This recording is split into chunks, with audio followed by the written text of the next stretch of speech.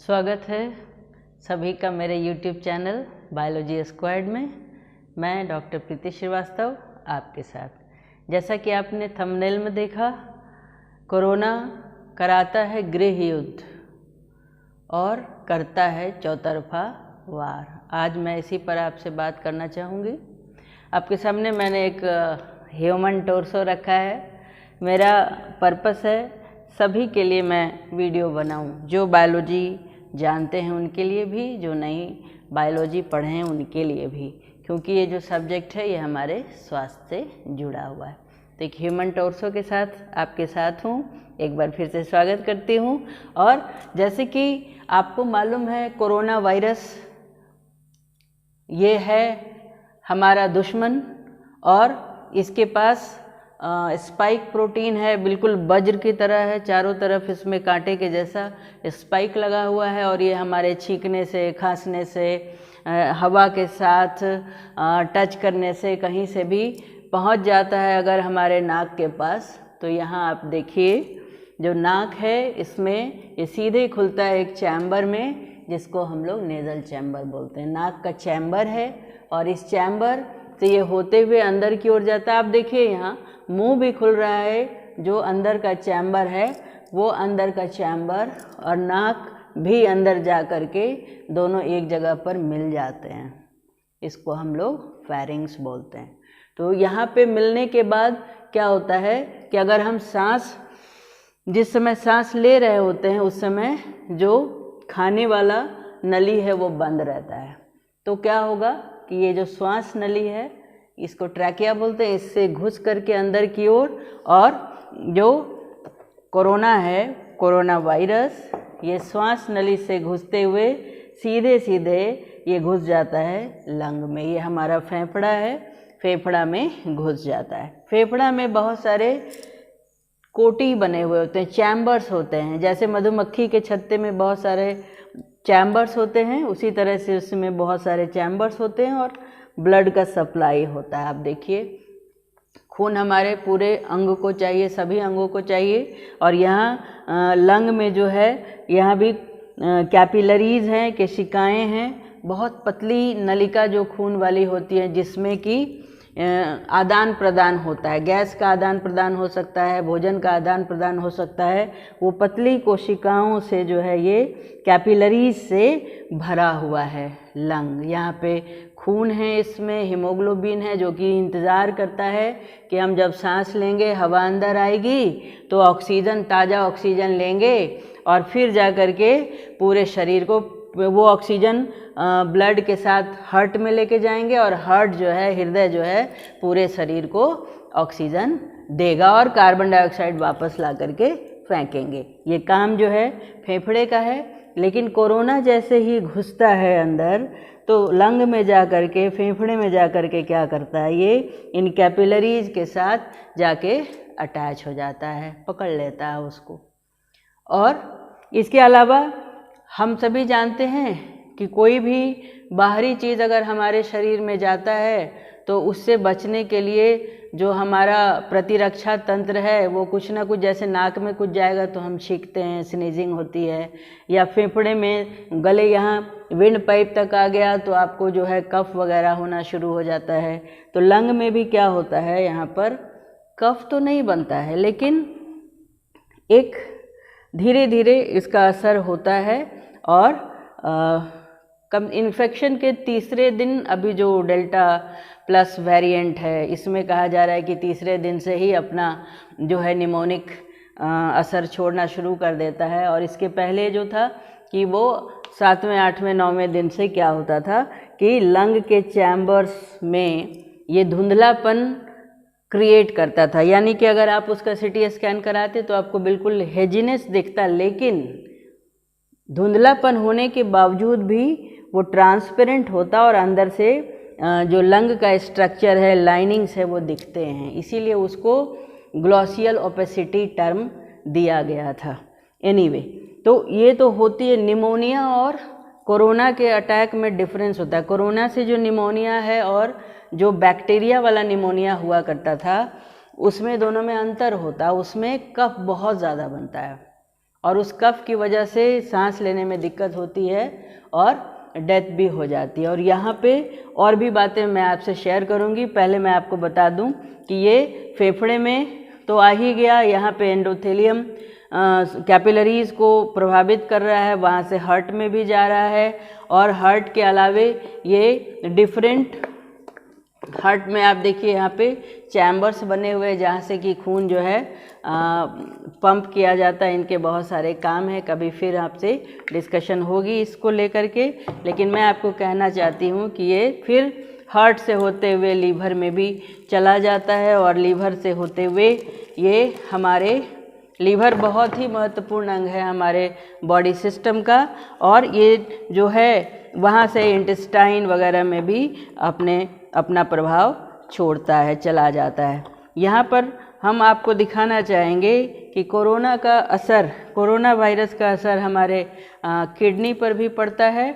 और किडनी जो है ऐसे जैसे ऊपर से आपके डिफरेंट ऑर्गन्स दिख रहे हैं, हार्ट है, लंग है, ये पूरा डाइजेस्टिव सिस्टम है, इंटेस्टाइन वगैरह है, लेकिन जो किडनी होता है ना, ये थोड़ा अंदर की ओर सिचुएटेड होता है। किडनी इन अंगों के नीचे होता है, पीछे से जुड़ा हुआ होता है, बहुत नीचे। यहाँ पर आप देखिए किडनी का पोजीशन है, तो किडनी भी बहुत प्रभावित होता है, डिफरेंट अंग प्रभावित होते हैं। अब आप यहाँ पे देखो कि हमारे जो पैर हैं, लेग्स हैं, इसमें भी सप्लाई चला गया है, वैस्कुलर सप्लाई हर एक अंग को चाहिए होता है।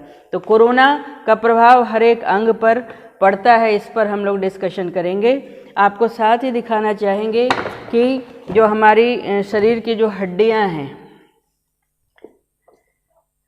हमारे शरीर में बहुत सारी यानी कि मसल्स के साथ साथ हड्डी भी है, जिसको हम लोग कह सकते हैं मस्कुलो स्केलेटल सिस्टम। इस मस्कुलो स्केलेटल सिस्टम जो होता है हमारे लिए बहुत इम्पॉर्टेंट होता है। मैं आपको एक्चुअली दिखाना चाहती हूँ कि जो हमारे शरीर में हड्डियां हैं या कंकाल तंत्र है, ये खास करके मेरुदंड है, मेरुरज्जु है, तो इसके अंदर बोन मैरो होता है, अस्थि मज्जा जिसको बोलते हैं।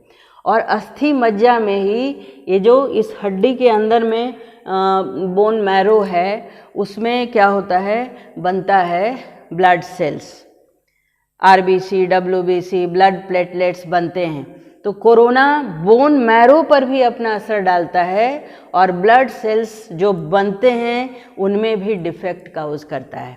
तो हम धीरे धीरे इसको और आगे की ओर आपको बढ़ाएंगे और बिल्कुल क्लियर पिक्चर देना चाहेंगे कि क्या करता है कोरोना। बहुत ज़्यादा डिटेल तो हम नहीं जाएंगे, लेकिन इतना ज़रूर हम कोशिश करेंगे कि आपको हम बता सकें कि कोरोना किस तरह से हमें भ्रमित, हमारे शरीर को भ्रमित कर देता है। और किस तरह से आपने सुना होगा कोरोना में मल्टी ऑर्गन फेल्योर होता है, बहुत सारे ऑर्गन फेल कर जाते हैं, है ना। तो क्यों नहीं होगा, क्योंकि हर एक शरीर को ब्लड सप्लाई चाहिए होता है और ये सीधे सीधे कैपिलरी पे जा कर के चिपक जाता है और उनसे चिपक जाता है। और जो ह्यूमन सेल्स है, हम लोगों का जो मानव कोशिकाएं, हम लोग का शरीर कोशिकाओं से बना हुआ है, और कोशिकाओं में क्या होता है, कुछ रिसेप्टर सेल होते हैं, जो रिसेप्टर कहते हैं, जो कि किसी चीज़ को पकड़ सके। तो ह्यूमन सेल में ACE2 भी हम लोग इसको बोल सकते हैं, एंजियोटेंसिन कन्वर्टिंग एंजाइम कहते हैं। तो ACE2 एक रिसेप्टर होता है, यानी कि किसी खास चीज़ को पकड़ने वाला एक रिसेप्टर होता है, और इस रिसेप्टर में जो नॉच बना हुआ होता है उससे कोरोना वायरस जा कर के चिपक जाता है। जैसे एक ताले में चाबी लग के वो ताला खुलता है, ठीक उसी तरह से यहाँ पर क्या होता है, कोरोना वायरस आकर के अपने स्पाइक प्रोटीन के मदद से चिपक जाता है इसमें, और इसके साथ जो है वो ह्यूमन सेल्स में एंट्री ले लेता है। हम आपको बताना चाहेंगे कि ये जो ACE2 रिसेप्टर है, ये बहुत इम्पॉर्टेंट रोल प्ले करता है हमारे लिए। क्या करता है ये लंग और हार्ट को बचाता है हमेशा ARDS से, जिसको हम लोग कह सकते हैं एक्यूट रेस्पिरेटरी डिस्ट्रेस सिंड्रोम। बहुत ज़्यादा ब्रेथलेसनेस हो जाए या उस कंडीशन से जो है हार्ट और लंग को सेफ्टी देने का काम करता है H2। दूसरा और क्या काम होता है इनका कि एक सिग्नल देते हैं।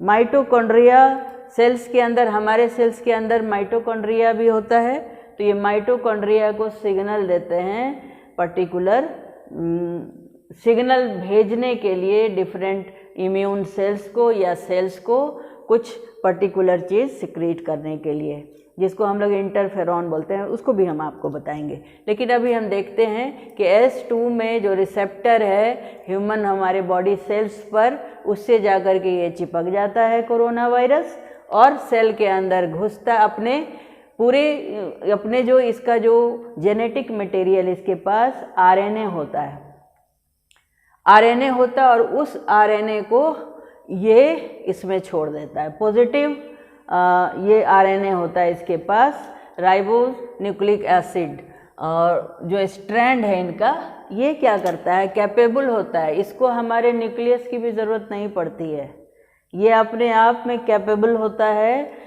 अपनी संख्या बढ़ाने के लिए, या फिर ये प्रोटीन बनाना शुरू करता है, प्रोटीन सिंथेसिस शुरू करता है। किस लिए प्रोटीन बनाएगा? अपने टॉक्सिन बनाने के लिए।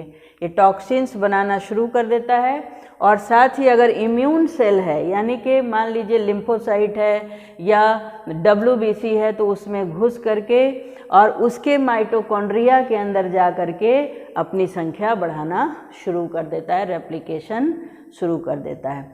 और उस रेप्लिकेशन करने के लिए वो प्रोसेस जो है वो हम कभी बाद में एक चैप्टर के अंतर्गत आता है, उसको हम आपको बताएंगे। तो क्या हम देख रहे हैं कि जो कोरोना वायरस है ह्यूमन सेल के अंदर एंट्री करता है और ह्यूमन सेल के अंदर जा करके अपना जो है टॉक्सिन बनाना शुरू करता है और अपनी संख्या बढ़ाना शुरू कर देता है। और जैसे जैसे ये संख्या बढ़ाएगा और ख़ास करके जो इम्यून सेल्स हैं उसमें अपनी संख्या बढ़ा रहा है, तो वो फटेंगे और इनकी संख्या बढ़ती चली जाएगी।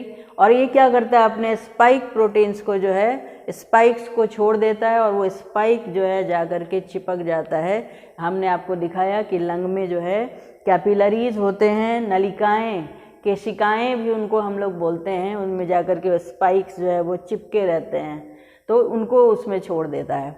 अब धीरे धीरे क्या होता है, ये H2 की वजह से अगर ये ब्लॉक हो जाता है तो इसके कारण क्या होगा कि जो ये बचाता था लंग और हार्ट को एड्स से, ARDS से, ये नहीं बचा पाएगा और लंग और हार्ट बहुत जल्दी फेल कर जाते हैं और पेशेंट की डेथ हो जाती है। उनको ब्रेथलेसनेस हो जाता है, हाइपोक्सिया हो जाता है और पेशेंट की डेथ हो जाती है।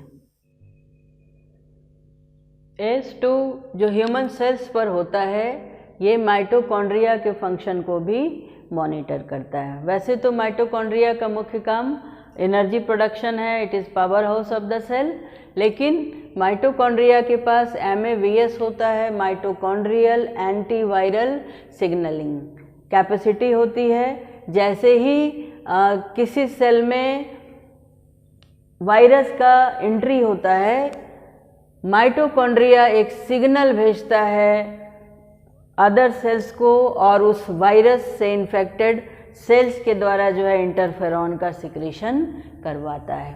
इंटरफेरॉन क्या करता है, एक दूसरे को, आजू बाजू वाले सेल्स को अलर्ट करना शुरू करता है कि हमारा विरोधी आ गया, अब उससे लड़ने के लिए हमको तैयार होना है।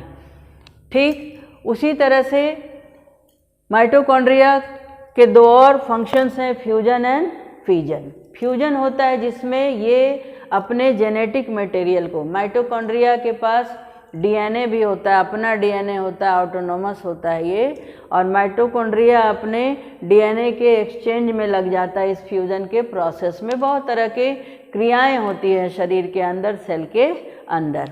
और दूसरा जो है वो फिजन कहलाता है, जिसमें जो माइटोकॉन्ड्रिया के डैमेज पार्ट्स होते हैं उनकी रिपेयरिंग जो है, डैमेज पार्ट्स को ख़त्म करना एक काम होता है कि उसको हटाओ और नया फिर से माइटोकॉन्ड्रिया का सृजन हो। इसको हम लोग जो उसको ख़त्म करने का काम है उसको माइटोफैगी करते हैं। अब वायरस कितना चालाक होता है कि एक तो ये MAVS पर असर डाल देता है कि माइटोकॉन्ड्रिया इसका उपयोग नहीं कर पाता है और इंटरफेरॉन का सिक्रीशन इन्फेक्टेड सेल से अदर सेल से नहीं हो पाता है बचने के लिए। और दूसरी बात क्या होती है कि ये फ्यूजन प्रोसेस को बढ़ा देता है, इसी वजह से वहाँ पर असर पड़ता है। ये फ्यूजन बढ़ा देता है, माइटोकॉन्ड्रिया को बिजी कर देता है दूसरे काम में कि चलो आप अपना जेनेटिक मटेरियल का एक्सचेंज करते रहो, वायरस अपना काम उधर करेगा, दूसरे तीसरे सेल को अलर्ट करने की ज़रूरत नहीं है। तो इतनी होशियारी से जो है कोरोना वायरस चौतरफा बार में लगा हुआ है। हमने आपको बताया कि कोरोना वायरस नाक के थ्रू घुसता है विंड पाइप होते हुए लंग में। लंग में कैपिलरी होता है ब्लड को लिए हुए। जो हमारा कैपिलरी होता है बहुत ही पतली पतली नलियाँ होती हैं वो, और एंडोथेलियम से बनी हुई होती हैं। जो बना हुआ होता है एंडोथेलियल, जो कंटेन करता है एंडोथेलियल सेल्स। अगर हम लोग मान लीजिए कि ये कैपिलरी है, अगर हम उसका ऐसे काट देखेंगे तो इस तरह से दिखेगा, गोल दिखेगा, इस तरह से होल दिखेगा। तो वहाँ पर एक ही लेयर होता है सेल्स के, एंडोथेलियल सेल्स के, और इसके अंदर खून बहता है, इसी के अंदर खून बहता है। ठीक है, तो क्या होता है, जैसे हमने आपको कहा कि वायरस का इन्फेक्शन लंग में हुआ है और वायरस जो है अटैक करेगा एंडोथेलियल सेल को, और एंडोथेलियल सेल को अटैक करके उसके अंदर जाता है। और हमने आपको ये भी कहा कि ये पॉजिटिव आरएनए होता है और इसको कैपेसिटी होती है कि ये खुद ही रेप्लिकेट कर सके। तो ये अपनी संख्या को बढ़ाने लगता है और एंडोथेलियल सेल फटते हैं। एंडोथेलियल सेल फटेगा, ब्लड जो है एंडोथेलियम से बाहर आएगा, ब्लड क्लॉटिंग हो जाएगी, खून का थक्का जमेगा। इसके अलावा और क्या हो सकता है कि जैसे ही कोई बाहरी चीज़ हम लोग के शरीर के अंदर आता है, हम लोगों का जो इम्यून सिस्टम है, रोग रोधी जो तंत्र है, वो एक्टिव हो जाता है और बहुत ज़्यादा एक्टिव हो जाता है। और क्या होता है, वो एलर्जेंस, एंटी एलर्जिक सब्सटेंस जो है सिक्रीट करने लगता है। जो बाहर से आया उसके अगेंस्ट में एक सब्सटेंस सिक्रीट करने लगता है जिसको हिस्टामीन बोलते हैं। और हिस्टामीन जो होता है, ये हिस्टामीन बहुत ज़्यादा अगर सिक्रीट होने लग जाता है तो ये भी ब्लड क्लॉटिंग का एक बहुत बड़ा कारण होता है। इसके अलावा क्या होता है कि अब जैसे कोरोना वायरस जो है वो अपने स्पाइक्स को छोड़ देता है, स्पाइक्स लगा हुआ है सेल से, एंडोथेलियल सेल से। हमारे बॉडी में जो रोग रोधी क्षमता है, तंत्र है, वो लिम्फोसाइट उसका मुख्य कंपोनेंट होता है। और जो लिम्फोसाइट एक तरह से WBC ही है, श्वेत रक्त कण है।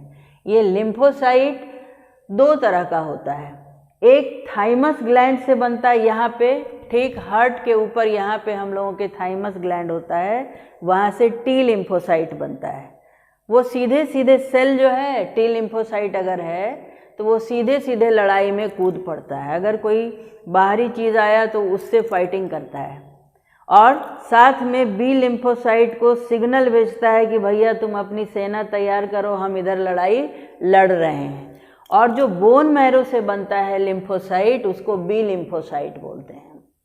और बी लिम्फोसाइट थोड़ा चालाक होता है, ये डायरेक्ट नहीं लड़ता है बल्कि एक केमिकल बनाता है जिसको हम लोग बोलते हैं एंटीबॉडी, प्रोटीन है, इम्यूनोग्लोबिन बोलते हैं। और ये एंटीबॉडी जो है बिल्कुल जैसे ताला है और चाबी से खुलता है, स्पेसिफिक चाबी से, तो एंटीबॉडी के पास भी वैसा ही कुछ जगह होता है जिसमें ये स्पाइक को फिट करके उसको तोड़ता है, और स्पाइक्स को तोड़ता है जिसके कारण एंडोथेलियम बहुत पतला है, एंडोथेलियम भी टूट जाता है और ब्लीडिंग होगी, ब्लड निकलेगा उस कैविटी से बाहर, और जिसके कारण क्या होगा, देयर विल बी क्लॉटिंग।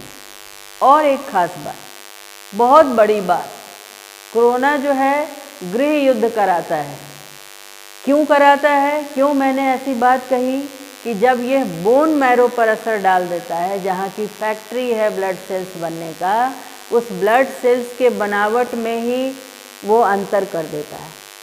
अब वो जो ब्लड सेल्स में अंतर हो गया है, वो क्या करेगा, इस तरह के ऑटो एंटीबॉडीज बनाता है।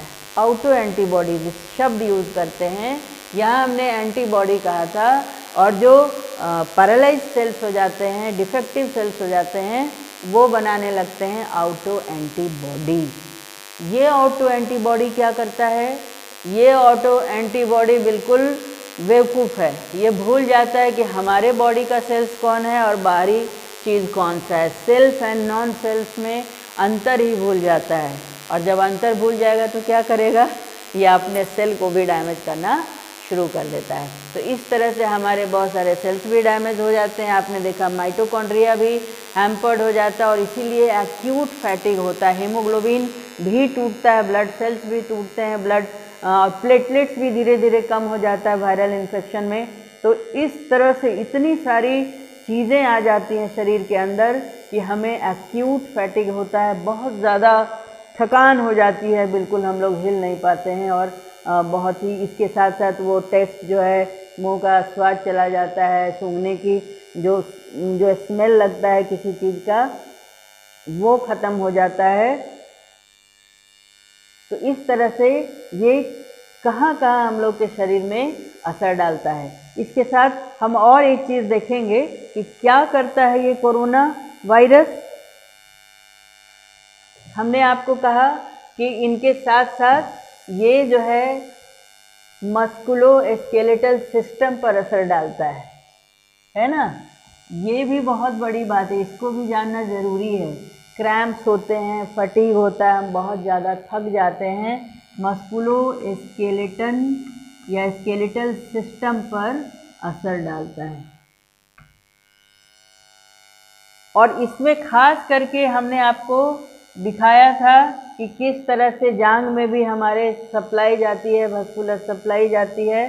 तो आप इस चीज़ को बहुत बढ़िया से देखें, बहुत इंटरेस्टिंग चीज़ है, इसको जानना चाहिए। हमें भी फील हुआ था, तभी हमने इस पर ध्यान दिया कि ऐसी क्या बात होती है कि हमारे काफ मसल में बहुत ज़्यादा दर्द होता है। जैसे उठ के खड़े होते हैं, जब मुझे कोविड हुआ था, जब उठ के खड़ी होती थी तो बस सबसे पहला दर्द वहीं होता था, लगता था गिर जाएंगे। तो ऐसा क्यों होता है? जैसे मान लीजिए कि आपका लेग है, इसको हम लोग देखते हैं,